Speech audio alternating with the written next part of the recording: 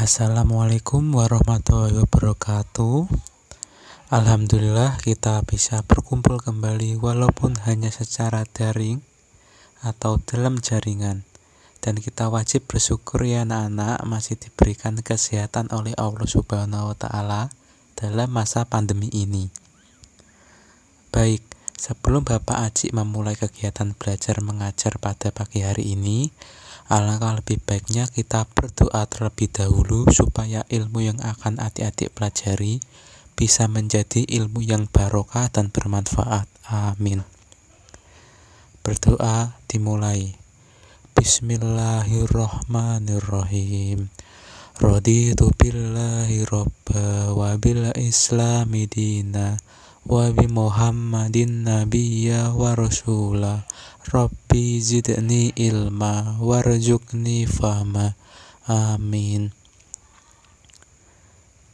Baik, di sini Bapak akan mengecek kehadiran dan Bapak telah mengirimkan presensi di Google Form ya anak-anak.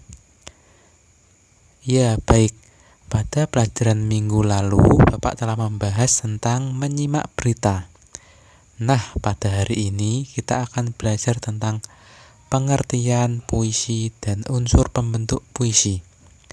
Nah, Bapak akan jelaskan. Pengertian puisi dan unsur pembentuk puisi. Pengertian.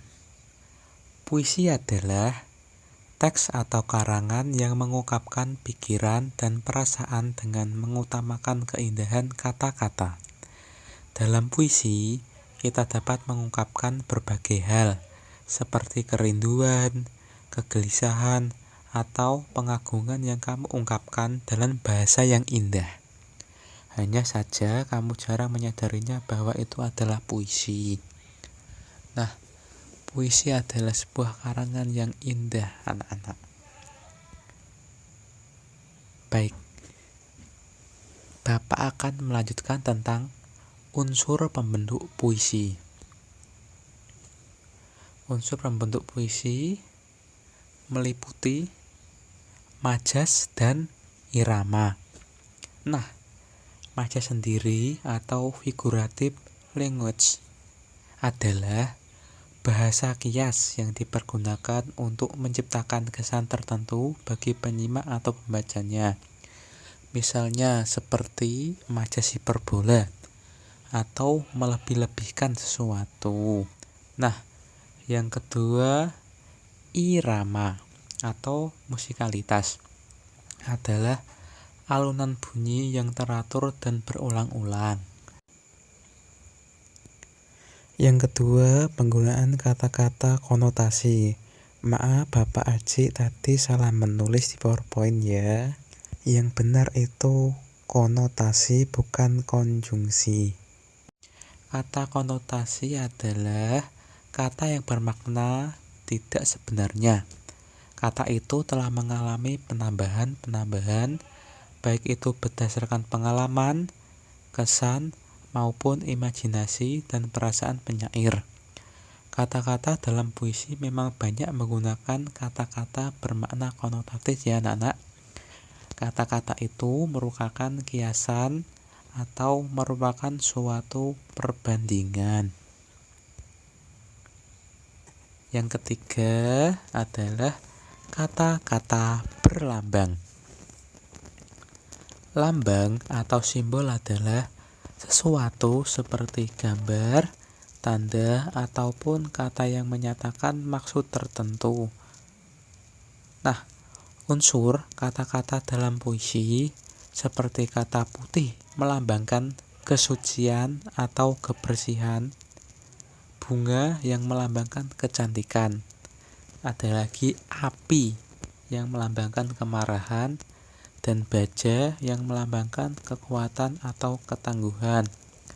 Nah, puisi ini bisa jadi di dalamnya ada kata-kata berlambang seperti yang telah Bapak Aji sampaikan dan jelaskan tadi ya.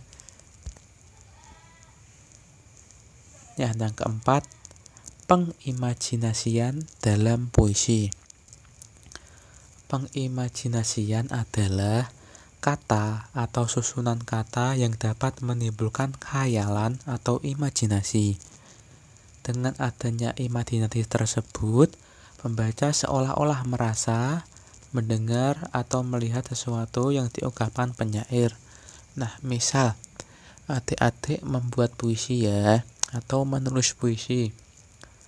Bisa adik-adik mengimajinasikan apa yang ada dalam pikiran kalian dan tuangkanlah ke dalam suatu karya atau ke dalam puisi. Nah, puisi ini juga ada struktur batin puisi ya adik-adik. Bapak akan jelaskan. Yang pertama, tema. Tema adalah gagasan pokok yang ingin diungkapkan oleh penyair. Tema biasanya tersirat dalam keseluruhan isi puisi. Tema yang diungkapkan merupakan penggambaran suasana batin atau juga merupakan respon penyair terhadap kenyataan sosial budaya. Nah, membuat puisi juga harus menentukan tema. Tema apa yang akan dibuat oleh adik-adik nanti dalam membuat puisi. Yang kedua, nada dan suasana. Nada mengungkapkan sikap penyair terhadap pembaca, sedangkan suasana adalah keadaan jiwa pembaca setelah membaca puisi akibat psikologis yang ditimbulkan puisi terhadap pembaca. Nada dan suasana puisi saling berkaitan karena nada puisi menimbulkan suasana terhadap pembacanya. Bila adik-adik membaca puisi atau mendengarkan puisi, pasti ada nada dan suasana yang tergantung di dalamnya kan? Nah, itu dia merupakan nada dan suasana dalam puisi. Yang ketiga, perasaan dalam puisi. Puisi mengungkapkan perasaan dari penyair. Jika penyair hendak mengungkapkan keindahan alam, maka sebagai sarana ekspresi ia akan menggunakan imaji-imaji, majas, serta diksi yang mewakili makna tentang keindahan alam. Bisa juga adik-adik ini membuat puisi dari majas-majas. Nah, majas-majas kan ada banyak, seperti majas hiperbola, majas personifikasi, majas aritotes, dan lain-lain. Yang keempat, amanat. Nah, amanat ini penting dalam puisi karena amanat merupakan suatu pesan yang ingin disampaikan penyair dalam puisinya. Pesan tersebut dihadirkan dalam ungkapan yang tersembunyi. Amanat akan selaras dengan tema dari puisi tersebut. Nah, ini Bapak Aji ada salah satu contoh puisi. Bapak Aji akan bacakan.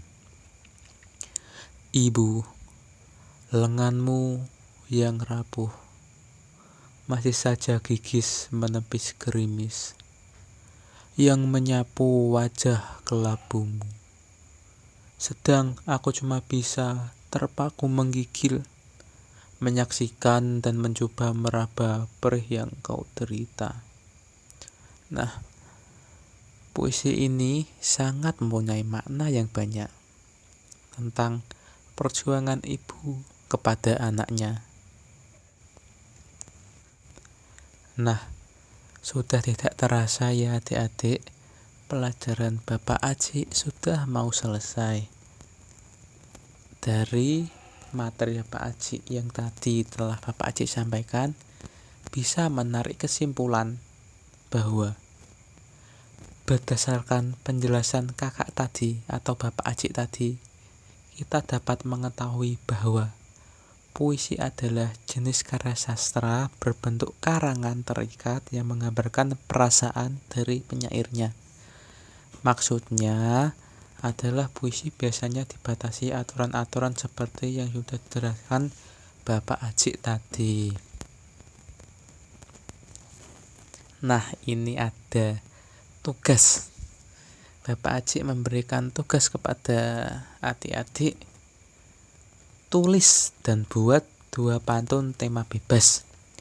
Dan nanti kalau sudah selesai, dikumpulkan di WA Bapak dan link Google Form yang telah Bapak kirim ke dalam WA Group.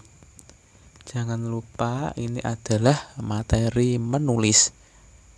Kamu harus menulis puisi yang berimajinasi, yang bagus, yang mempunyai amanat dan makna. Karena pada pembelajaran pagi hari ini membahas tentang pembelajaran menulis dalam materi pantun. Dan adik-adik selamat mengerjakan dan tetap semangat.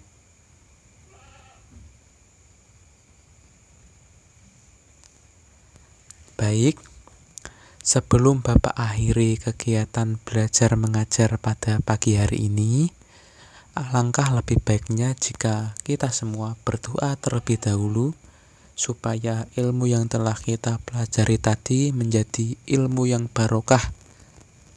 Amin. Berdoa dimulai. Bismillahirrohmanirrohim. Wal asri innal insana lafi husrin illalladzina amanu wa amilus solihati wa tawasau bil haqqi wa tawasau bis sabr. Amin. Baik, Bapak Aji akhiri. Wassalamualaikum warahmatullahi wabarakatuh.